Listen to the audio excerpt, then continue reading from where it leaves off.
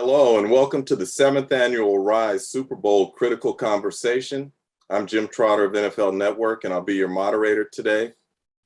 Many across the NFL have continued to raise awareness and do the work required to address racism and social injustice, including our guests today. But enacting lasting change demands continued dialogue, education, and action. And that brings us to today. Joining us are Kelvin Beachum, offensive tackle for the Arizona Cardinals, who is also his team's Walter Payton Man of the Year nominee, Jason McCourty, defensive back of the Miami Dolphins, and a previous Walter Payton Man of the Year nominee, Chris Ballard, general manager of the Indianapolis Colts, and Rise CEO, Diahann Billings-Burford. I'd like to thank all of you for joining us, and let's start here. Following the killing of George Floyd in 2020, we saw what some considered a racial awakening in this country. There were marches, demonstrations, and calls for action after yet another unarmed Black man was killed by a police officer. I recall talking to friends at that time and wondering, is this a movement or is this a moment? And so I would like to ask each of you, do you feel, looking back 22 months from that incident, that this is a movement or it was a moment? And Diahann, why don't I start with you? Yeah, thanks, Jim. I think looking back now, it feels like a movement. One of the things that make it feel like a movement is, you're right, 2020 was a flashpoint. In 2021, we saw people getting at it. We saw them trying to operationalize equity. Everybody's reaching out. What can I do? And we also saw backlash.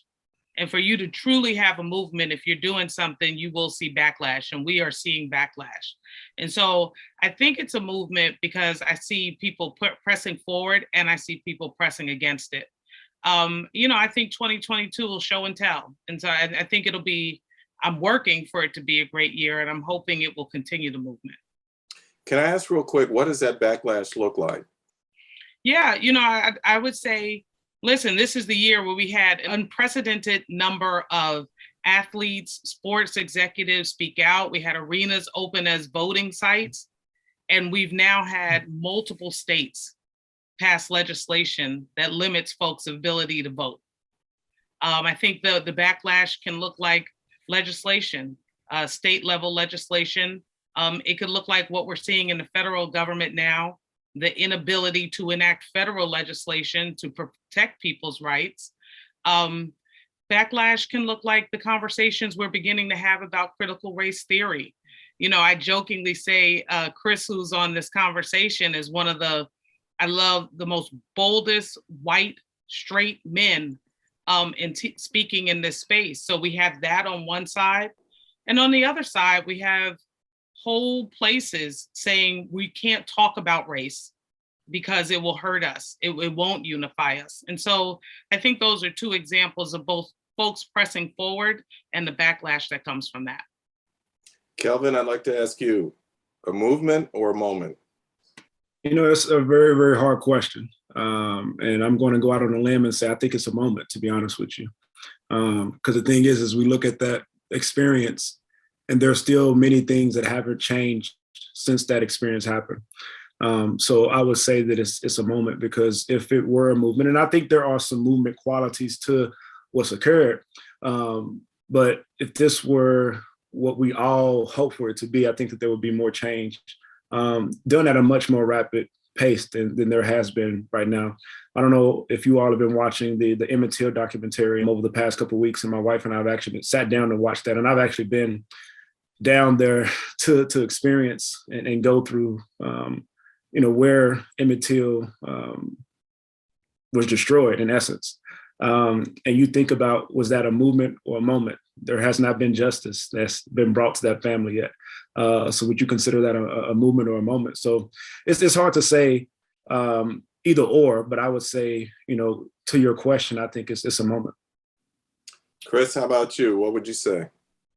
Well, it's one of the things I talked about last year, where, what happens is we have a very powerful, moment in time where we talk about, we have these difficult conversations, and then what happens is white people go right back into their bubble.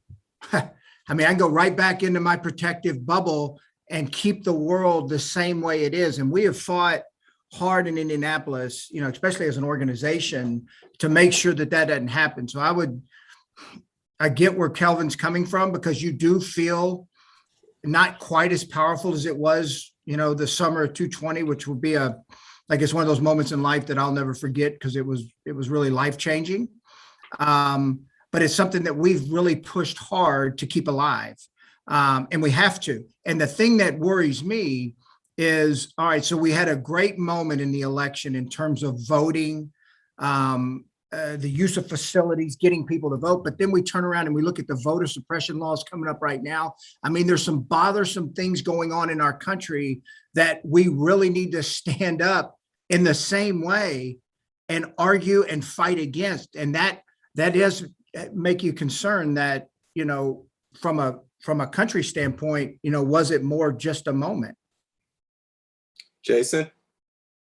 Yeah, I think I agree with the sentiments of what everybody's saying is the struggle of being able to declare which one it is. But I think sometimes the hopeful part of all of us, we go with a movement because we're hoping it is a movement. And I think, like Kelvin said, you'd like to see it be moving at a more rapid pace. But the one thing we do know is that change always takes time. It takes people continuing to apply pressure and not taking no for an answer. And I do say I would go with movement, because I do still see people moving forward with agendas, and you still do see some change. You do see conversations being had that weren't happening before. And I think, like Chris just said, 2020 was such a major moment for all of us. We can all remember where we were, who we talked to about it first, the responses that we got from different people that we wouldn't have expected. So I think it's sometimes hard to move on and characterize it as a movement, because that moment was so strong that people are continuing to fight on, but you don't always see that same type of enthusiasm as it continues to move. But I do think there are a lot of people that are still out there carrying the flag and are still pressing forward. And although it is a movement, we still do need to get more people on board and continue to press harder. Yeah. And Jason, can I say something real quick? Because Jason says something good there, because it takes like change. It's going to take time to change people's hearts. Like, that's what we're doing here. We are changing and softening people's hearts. And like, the one thing that, you know, really has opened my eyes here is like, it's okay to see race. Like, it's okay to celebrate our differences. Adisa Bakari is an agent that I'm pretty close with, have a great relationship with. And he called me out on something once, and he said, Chris, you need to read a book. There's a book by Ralph Ellison. It's called The Invisible Man, which I think, look, where I grew up in schools, we definitely weren't reading The Invisible Man, you know, the seminal. But, you know, the premise of it was Black people were not seen by their white counterparts, you know, as equals. But when I read it, I was like, holy, I mean, this is real. Like, this is still real in the world today.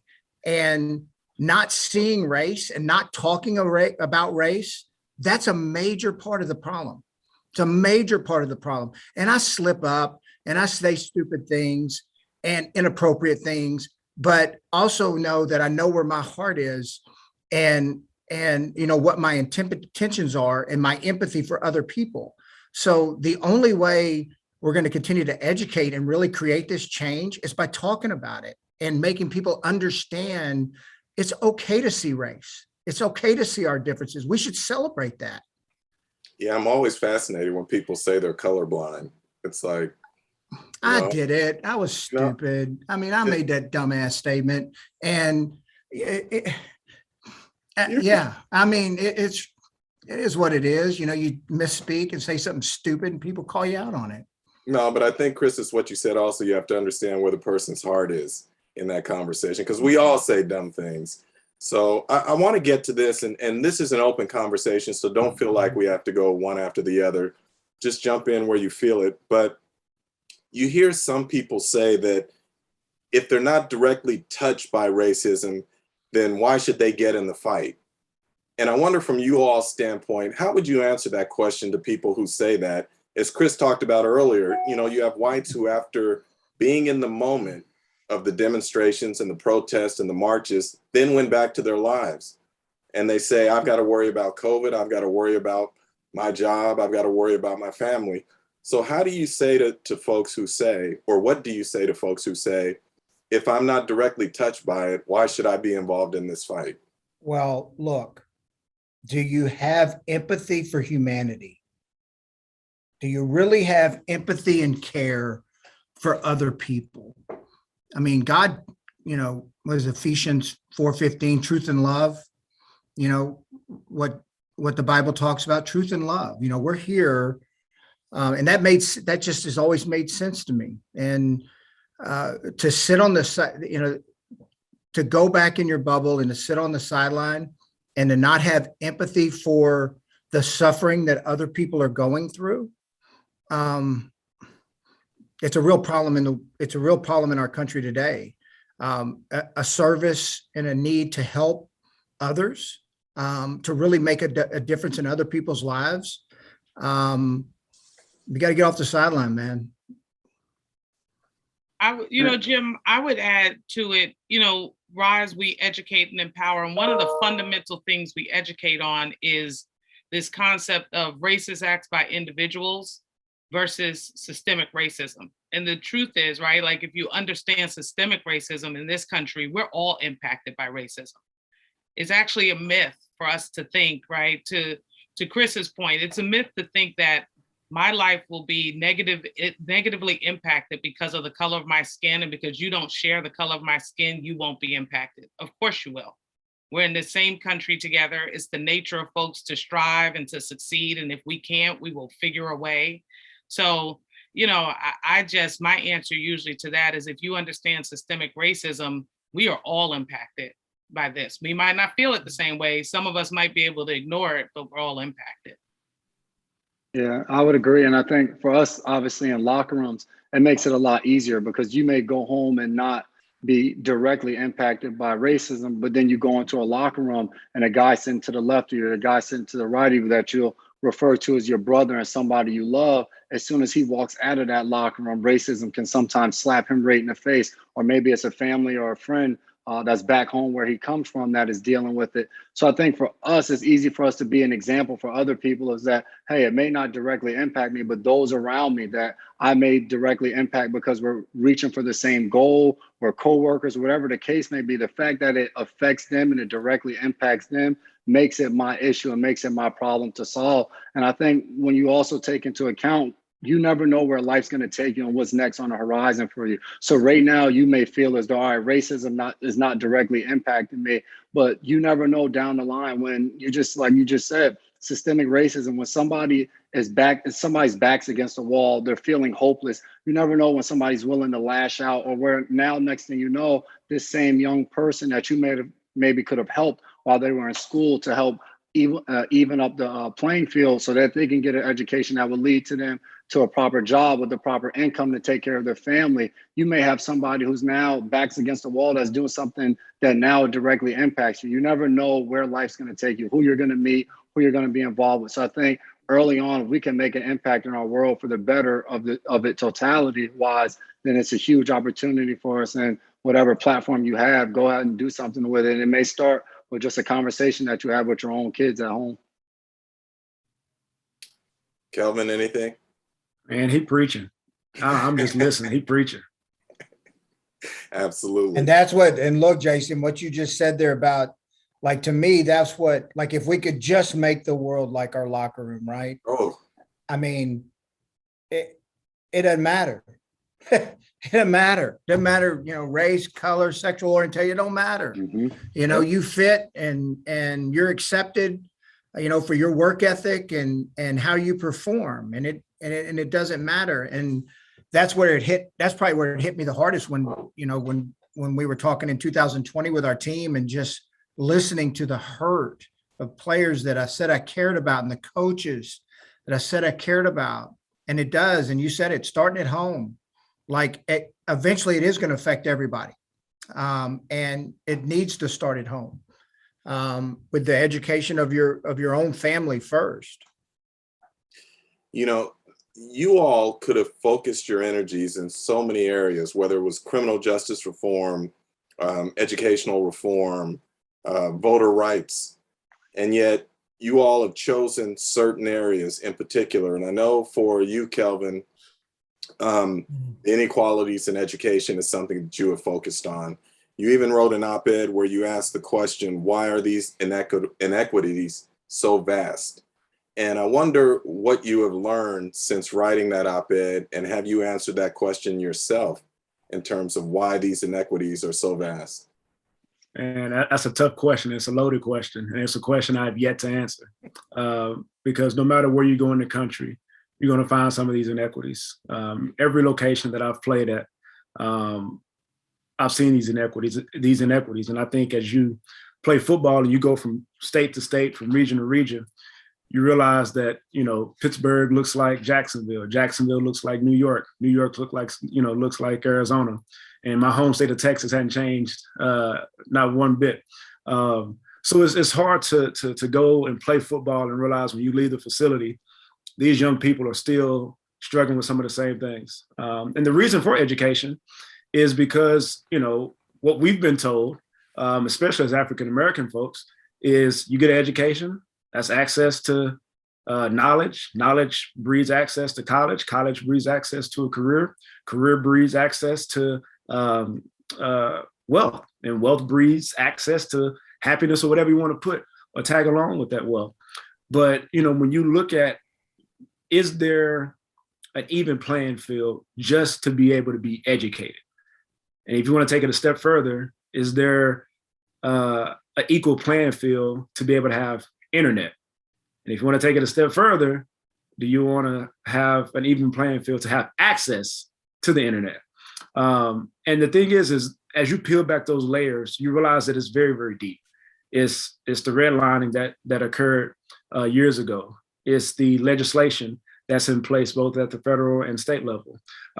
It's the ability. I mean, you can't even educate a kid right now because you want to talk about a mask right now or a vaccine. It's like we can't even take care of some of the most basic things for our young people because we're too busy worried about everything else. So it's that question is so loaded. It's a question that I think I'm going to continue to have to grapple with over the long term because it's not an easy fix. There are infrastructure related issues. I mean, we had this huge infrastructure bill that passed, through our government, but really would it actually hit some of the most vulnerable communities on the opposite side of the tracks, And I think that for me is why I keep fighting. I keep beating these same drums, because if there were changes that were made in these inequities, it's not that we wouldn't have anything to do. I'll go find something else to do, but we wouldn't be able to focus like we need to focus on this very task at hand.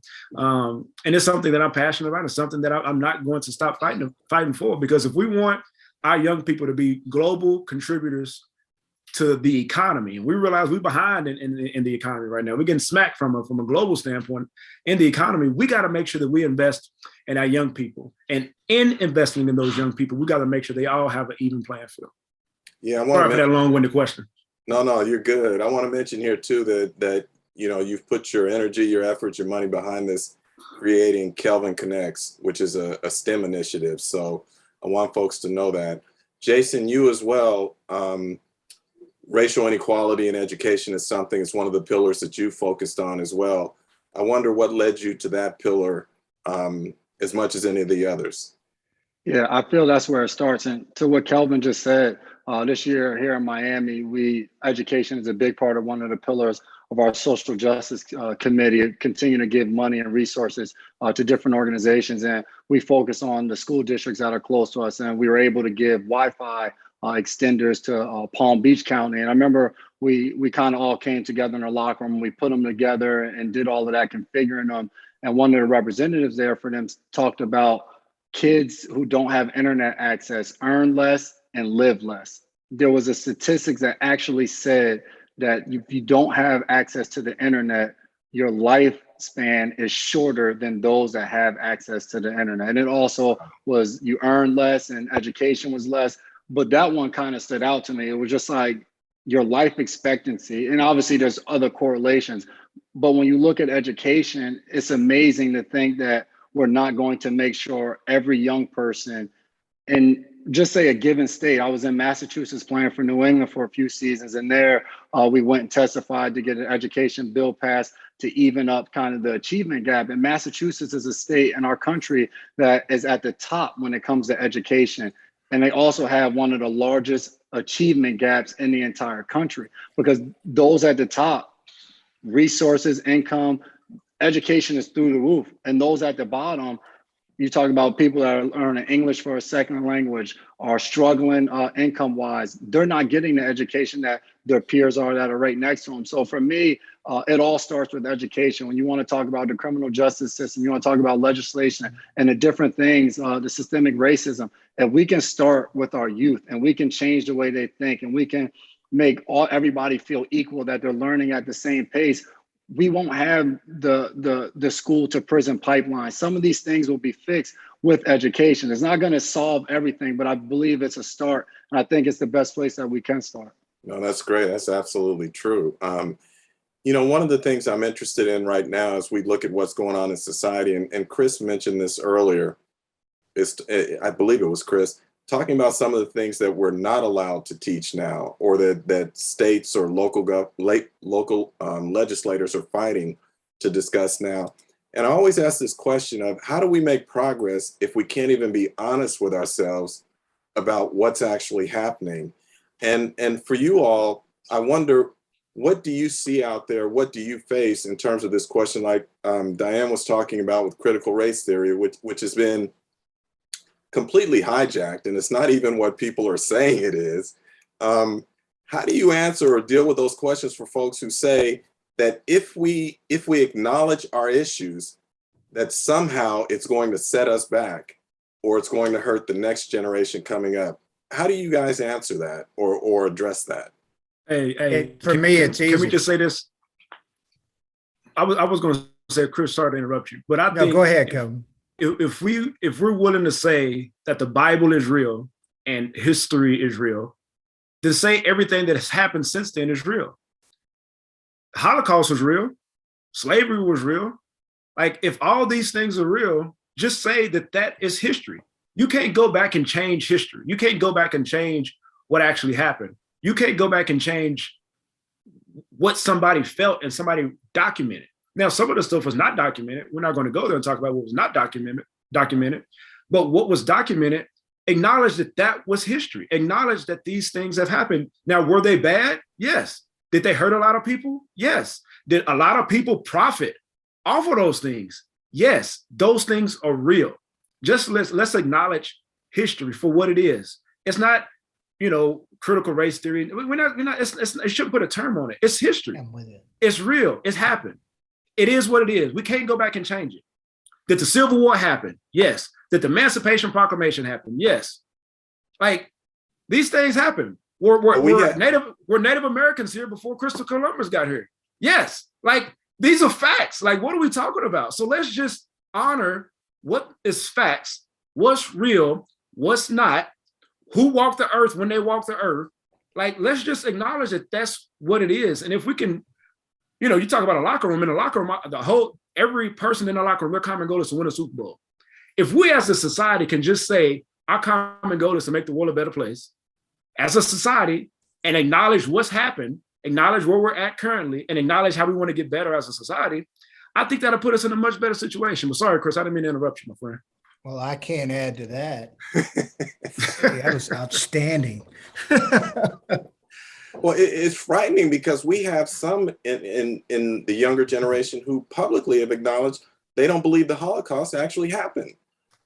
And I have no response for that. And that's why I ask you all, how do you deal with it when folks won't even recognize facts, history that we know took place?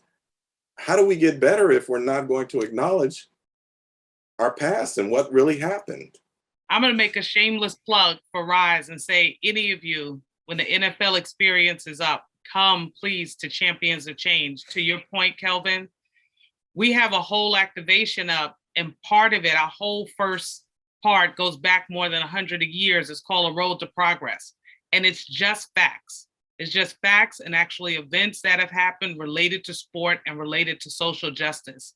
And we have these wonderful moments. Sometimes we have moments, as you can imagine, where there are fans that are mad that our activation exists. But there are moments, Chris, to your point, where they're individuals and they just didn't know. You need to come in and you need to see that, yes, in fact, Medgar Evers was assassinated. And yes, in fact, though, it was an athlete who went down and ran the first integrated basketball camp in Mississippi in reaction to it, right? So I think some of it is we have to keep putting these facts and this history and this truth in the right places so folks can process it for themselves. So, we're trying to get at it every day, and I invite everyone to be a part of it. It's a great activation. I want to ask this. We talk about the NFL potentially being a game changer. And yet, when we look at the NFL now, earlier this year, and I believe it may still be this way, I'd have to count up at the time we're taping, but there's one black head coach among the 32 teams.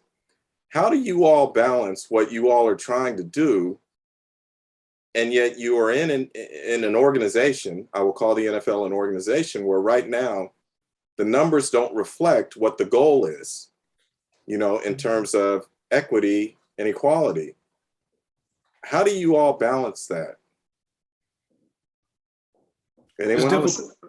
I would say it's tough. I would say, obviously, I have a twin brother who plays as well. And what we've always talked about is always focusing on the work that you're doing and trying to control what you can control. For us as players, Kelvin and myself, we don't have an opportunity to say, hey, I want him to be my next coach, or hey, I played under this coach. He was my defensive coordinator for so many years, and hey, he deserves an opportunity to become our head coach or this team's head coach. So I think sometimes when it comes to the NFL, you're able to partner and do some amazing things with to get things accomplished. And I think there's going to be times where, as players, for us, you use the NFL, and obviously it's a great opportunity, it's a great platform to be able to get your message out. And there's going to be times where you're going to have to step away from the NFL, and you're going to have to be Jason McCourty representing Jason McCourty, not the Miami Dolphins or whatever other organization you're a part of. You have to stand firm on what you believe. So there's going to be times where, as a player, you may be conducting an interview and you may challenge the fact that, hey, we only have one black head coach right now. And hey, he's had to have a winning season every single season that he's been the head coach to remain the head coach. You have to be able to stand on your own and say some of these challenging things, especially as you become a veteran and you've been in the league for a while and you can speak to what it is. Because, yeah, we look at it too as players. Our locker room are filled with guys that look like us. And a lot of times you walk into a team meeting room and a lot of the people in authoritative positions that are talking to you don't look like you. So sometimes as players, it's amazing.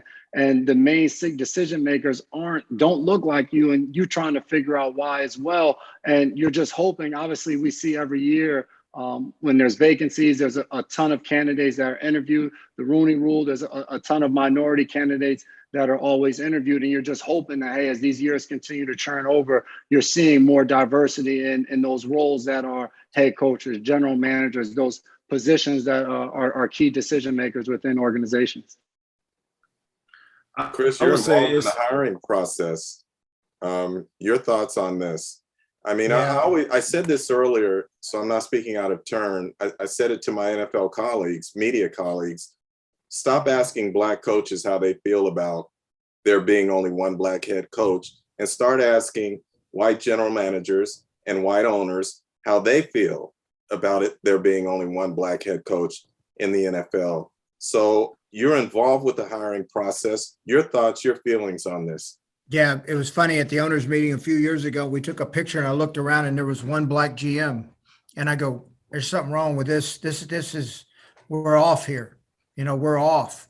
And it's a stain on the league right now that we have one, black head coach, because and I can name, like, why Eric Bieniemy, who I think is just a tremendous, rare leader, is not a head coach right now is beside me. It really is.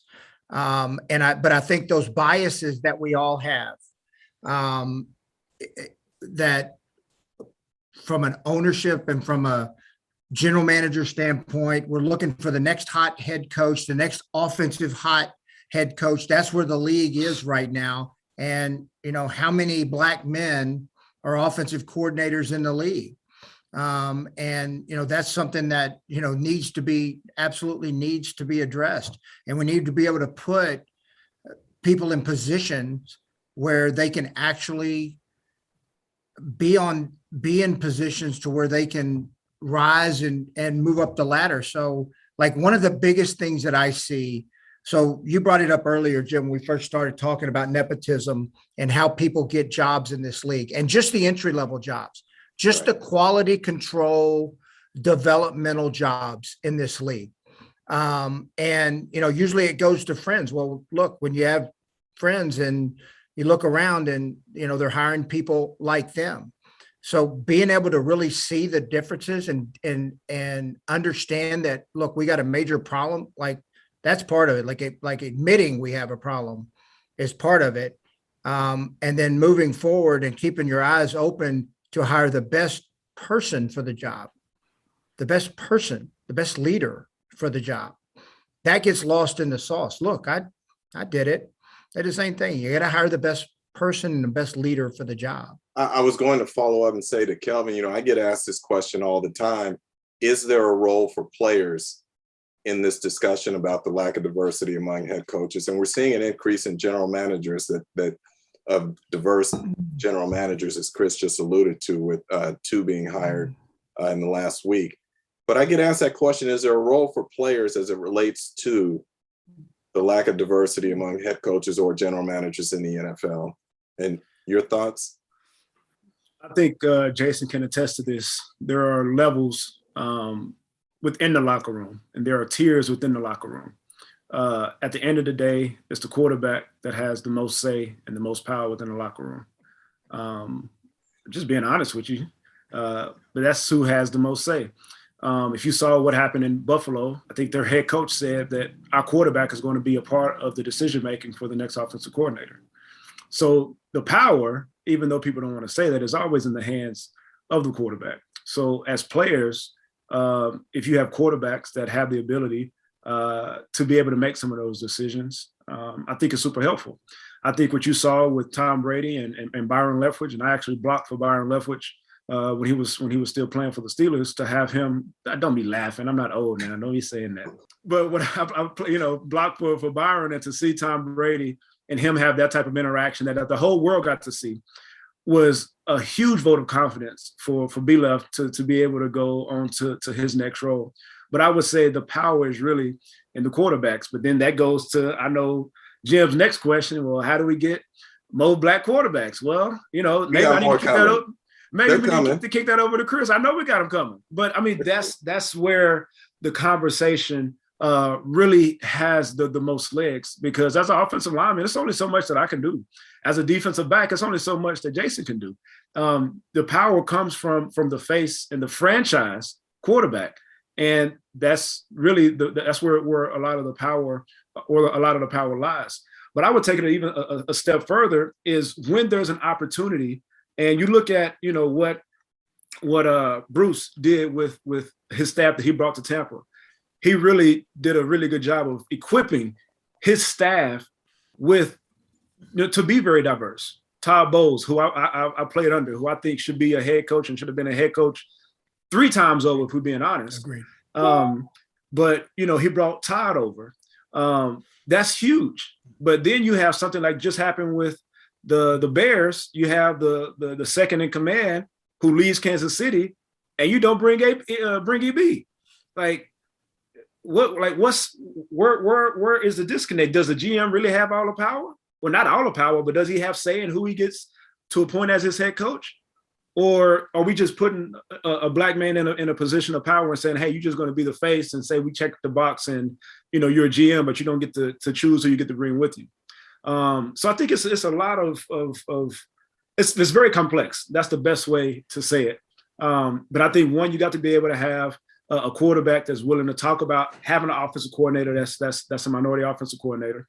And then I think 2, when there is an opportunity for there to be ascension within the GM and head coach role, I think that needs to be had. And I'm gonna say this, and I'm gonna say, I'm gonna leave it here. But there also needs to be a huge focus on making sure that we have Black men and Black women that head up the business side of these organizations. Jason Wright is the only African-American man that we have leading the business side of an organization.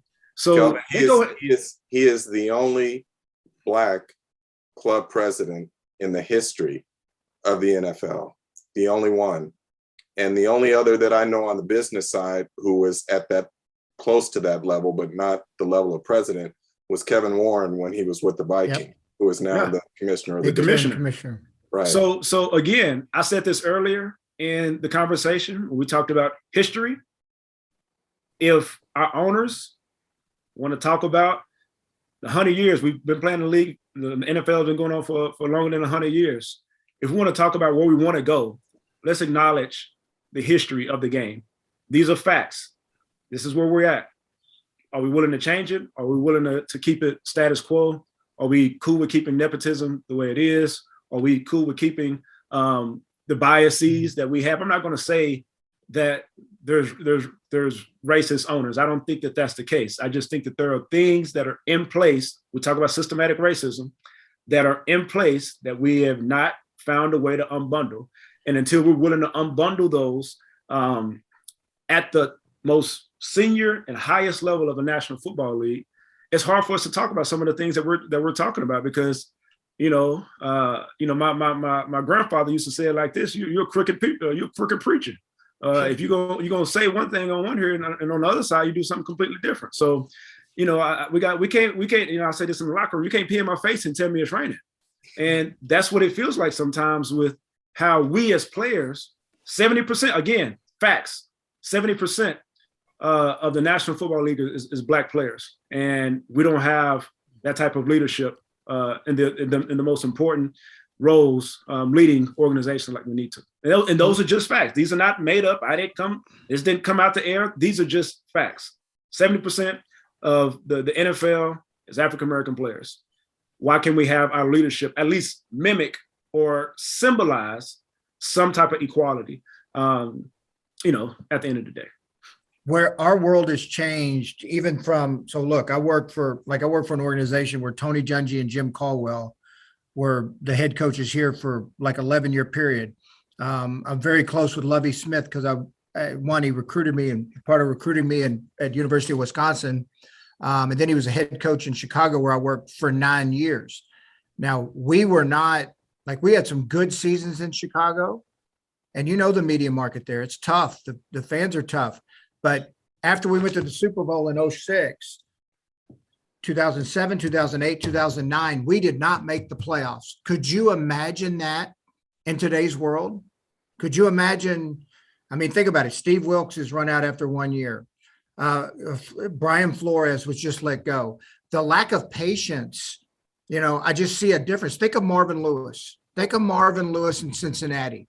I think Marvin Lewis went to the playoffs 1 or 2 times in 9 years before he really got it going.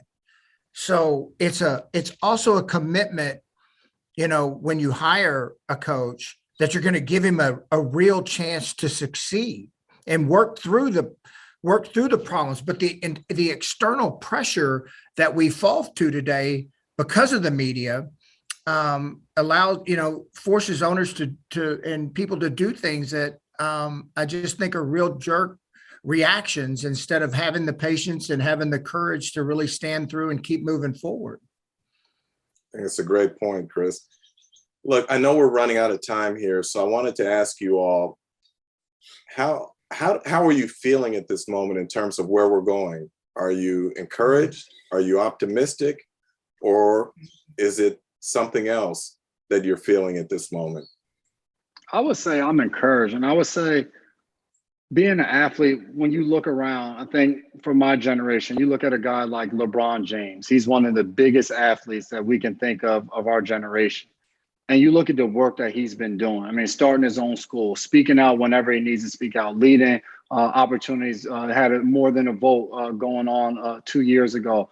One of the biggest athletes of our time, one of the loudest voices standing up for equality. And I would say when I was a kid, we didn't see that. So I look at, and this is just strictly from a sports standpoint, I look at for our young generation as kids are coming up, they're watching some of their favorite players not only be tremendous on Sundays or watching them play basketball and be slam dunks and all of these different things, but they're also seeing them as they're scrolling through social media with different organizations and different programs of talking about Black colleges, of talking about equality when it comes to education, of talking about changing the criminal justice system. So we're seeing so many people get involved, rolling up their sleeves and doing the work. Everybody saw some of their favorite athletes out marching and standing amongst the people. And I was saying in our country, that always hasn't been the case. So sports is huge for us. They move a lot of different things. A lot of people, when you talk to kids, they'll talk about their favorite athletes as being their heroes. And I think if we have more of those guys that are standing up, I think about rookies that come into a league. Arizona drafts a kid and he comes into that locker room, offensive lineman. He has a guy like Kelvin Beachum that is not only a really good player and has played for a very long time, but if he sits down and has a conversation with him and asks him, hey, what you got going on off the field? He can sit down with him for hours talking about what he has going on off the field and the progress of what it took to get there. So I'm encouraged because there are a lot of people doing a lot. And I think that's going to continue to push the next generations as they're coming up. The next guy coming up is not only going to want to be a Pro Bowler or an all-pro player, he's also going to want to get his foundation off the ground. He's going to want to do so many different things that the veterans in the locker room above him are doing. And from a sports and a football standpoint, I'm extremely encouraged that we can continue to push the agenda forward to society, and that as long as we have the platform that we have the opportunity to change people's hearts, like Chris said early on. I feel super encouraged. I would say to have the conversations that we've had with owners, that's a start. Because I don't think you could have had this conversation with owners 15 years ago. And that's just the truth. For us to be even having this conversation in a public setting, and for this to be something that the NFL promotes, is steps in the right direction. Are there things that we could be doing better? Without question. Do we want to see changes in upper level management, within the National Football League? Without question. But I think there is enough going on within the ecosystem to be, I guess, at least satisfied with, to say that there are some changes that are being made. There is some progress that's being made. And like Jason said, this generation of players is much different than the generation of players 20 years ago.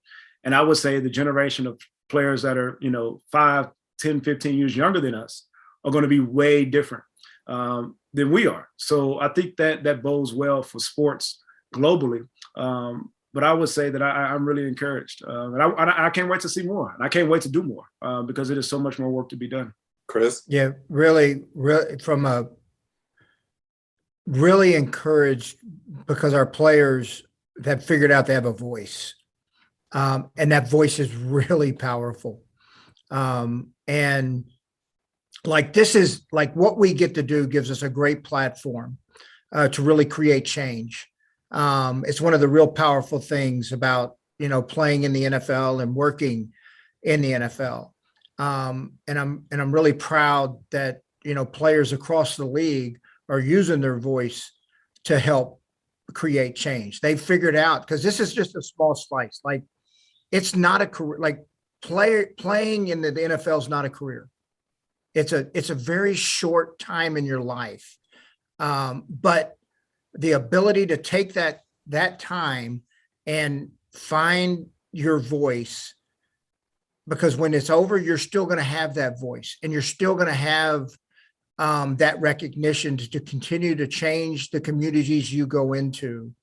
So from that standpoint, I am absolutely encouraged. Now, I'm very discouraged by some of the voter things going on around our country that make absolutely no freaking sense in my mind. But that's where we can't sit on the sideline. You have to continue to voice our concerns and get to our legislator and make sure they understand that we're not for this.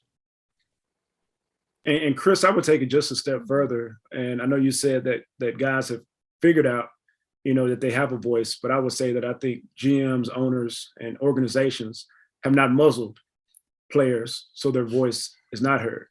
And I think due to the capital that we now are able to make with playing this game, I think guys are not as hesitant to be able to utilize that voice and utilize the leverage that we have as players to be able to make that impact and to be able to say some of those things that guys, again, 15, 20 years ago may not have been in a financial position to be able to say. So just to add to what you're saying, because it is, guys have really, started to step out on a limb and say some things. But I think that organizations have also equipped guys and not muzzled guys and supported guys in a very holistic way to make sure that our voices are heard. And we also have a megaphone, from the organizations and from the league office. Sometimes it just takes a push, Kelvin. Without question. Diahann, I'll give you the final word. I would say at this moment, I'm encouraged. It's tough out there sometimes, and this conversation has been amazing. We got a lot to do. I think there are a lot of people that are getting at this work. I know it. We see it every day. You guys support our efforts, and we appreciate it.